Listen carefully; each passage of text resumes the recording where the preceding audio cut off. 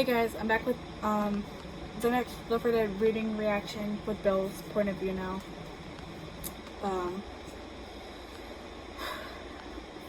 Straight into it. I want to get this done by midnight. I have 17 minutes right now. I'd rather not come in on that day. Could we work something out for another day? Besides the lady lists available dates, but I don't really want to go in for any of them. What about the 22nd next month? I won't be doing anything. I shouldn't miss things. Sir, I'm sorry, but we're going to have to get you looked at either right away or you'll have to wait until the book dates have passed. She huffs. Fine, I said, rubbing the bridge of my nose and then looking out the window. Lizzie was on the swing, her big sister next to her. Zoe's packed for college now. She'd be gone for a long time, according to Lizzie.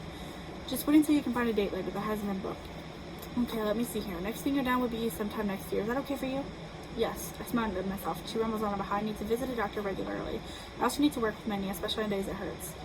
Alright, thank you for everything. I hang up, walking outside to join the girls on the swings. I set something up to get my knee looked at. Awesome, Zoe exclaims, smiling at me. So when are you going in? Sometime next year. Zoe looks disappointed. She's too much like her mother. Grandpa, I'll be fine. I'm going to see a doctor and they're going to have me take some medicine to keep me out of pain. I can wait until next year. I'll be soon. I'm getting my knee looked at anyhow. Zoe knows, but she doesn't seem to believe it. So do you guys come out here often? I decided to change the subject, but neither seem to be impressed. Finally, Zoe sighs. Grandpa, I worry about you. You scare me a lot. I knew you grew up having to be tough. Please don't do that with us. How bad does your brother hurt? I sighed. It hurts from time to time, but there wasn't much worth complaining about. Zoe, I'll be fine. Suddenly, Francis comes banging out of the house, dragging a kid by the hood of his sweatshirt. The boy was protesting, swearing he wasn't a stalker, and Zoe jumped off her swing. Oh my god, Hunter! Dad, stop it! She wiggled between the boys, shoving her dad away, and I got up to help. Lizzie followed, but I didn't want her doing much. Who the fuck is he? Francis yelled, pointing a warning finger at Lizzie. Crystal had come out of the house, following him as she had also protested for him to leave the kid alone.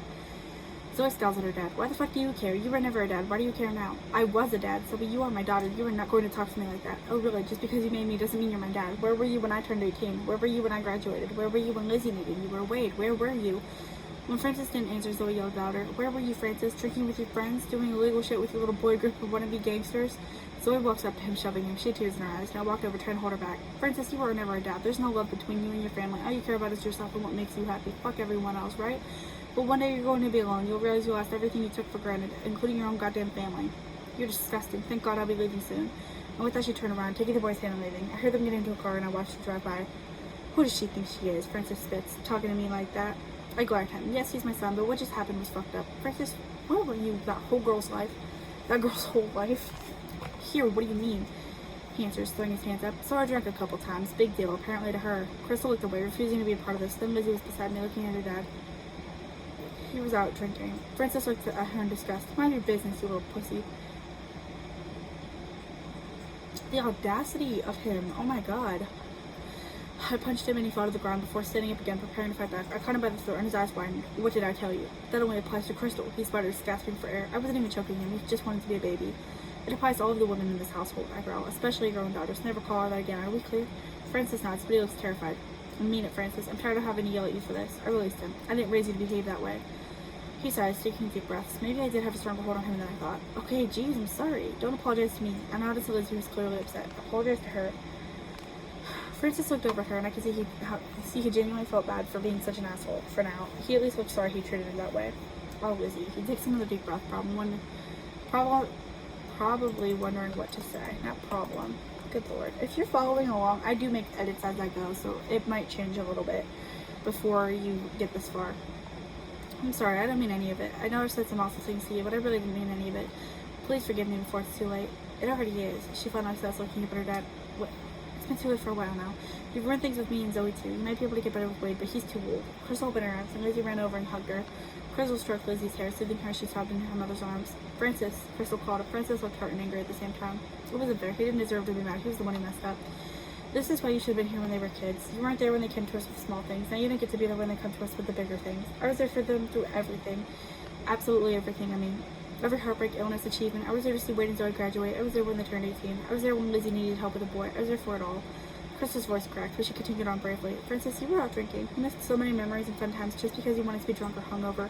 We won't have the same memories when we're older. There will be a no. Remember that time I wanted that with you, but I'll never get it. Oh, that was so sad. Francis looks away. I take Crystal, turning her on Lizzie and taking them back into the house. Crystal cried, Lizzie cried, and I made them a chocolate milkshake. I remember doing this for Francis and Barney when they would fight. That's not funny. Crystal stared into her eyes. Crystal stared into hers, trying to stop the crying. What did I do to deserve this? Nothing. You're a good woman, Crystal. My son is an asshole. My son is the asshole. If this were Reddit, everybody would agree. Frances is the asshole. She smiles. Where did Zoe go? I don't know. I smile weakly, but she'll be back. She made a promise to her sister. Crystal nods, and Zoe comes in shortly after. She storms upstairs, and Crystal looks over at me. I can tell she was worried. I smile and get her, following Zoe and being stopped by a slammed door. I stop outside of it, listening to the conversation the girls had inside. Lizzie, as soon as I'm out of college and have my own place, you can stay with me until you get on your feet. Zoe, by the time you're out of college, I'll be allowed to leave. I'll come stay with you and find a job, and we can lean on each other. I smiled to myself. Both of these young women were strong, and they were clearly smart. Well, hopefully. I heard a bed compress. Why did I use that word? Has someone sat on it, and I figured Zoe probably sat down with Lizzie. There was a long moment of silence, and that was my cue. I knocked 3 times before opening the door, waving to the girls who sat on Lizzie's bed. I heard you guys' conversation. I know how you're feeling, but I don't think you two should leave as soon as you can. I promise things will get better because I won't let him behave that way anymore. Lizzie was silent, but Zoe smiled weakly. Grandpa, it's too late for things to change. He's made his bed, he has to lay in it. Zoe, I just got here. I don't want to see you leave so soon. You either, Lizzie. She smiles, and it's genuine. I know, I'm sorry too, but I need to get out of here. I need to get Mom away too. I understand you need to leave, but I promise things will be different with me here. I will get on him every time he messes up. I got on him when you left, you know. Zoe sighs, sitting at the floor. I mean, I guess. Thank you for everything, Grandpa. You're welcome, Zoe. I smile and stand up, making my way over the door. I go back downstairs to see Frances sitting across from Crystal.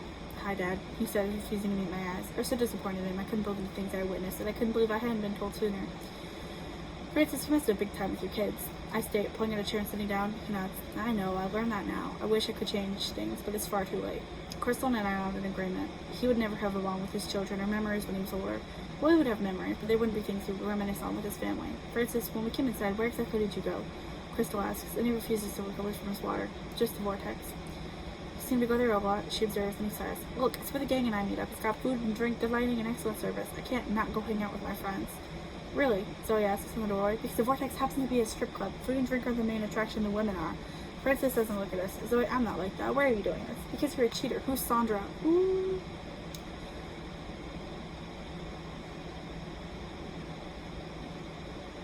Frances didn't have a phone. Anyways, I read ahead, I'm sorry. An old friend. Then seeing Crystal's suspicious glance. Well, coworker. We got along well. I can tell. Zoe opens the phone, reading a lot. I can't wait to see you tonight, baby. 2 kissy faces. Seems like more than just a coworker.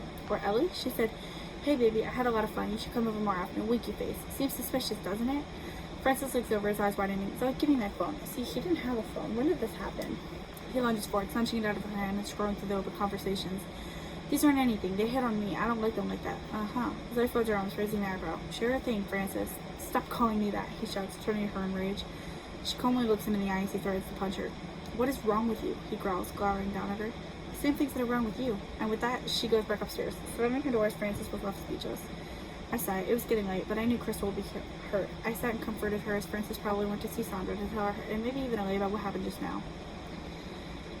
Zoe left for college that September. She wasn't talking to her dad, and I couldn't blame her. She hugged him out tight, whispering something in her ear before turning to Lizzie and squeezing her tight. Lizzie, I swear I'll be back for you. If you leave, I'll find you. I love you. Be strong. And Francis doesn't know what he's talking about. Lizzie nods at her shoulder briefly before allowing Zoe to give me a hug. Woody got in a car and was living somewhere God only knows where. Zoe squeezed me gently, then pulled away to look into my eyes. Grandpa, I love you. Please look after them. I'll be back to help as soon as I can. I will. I smiled, seizing my eyes as Zoe comes into the old car she bought and drives away, off to college, where things will be better for her, hopefully. And the next point of view is Zoe's. That's where I'm going to stop for the day, for the night, for the series right now. I thank you for watching. I hope to see you guys next week. Bye-bye.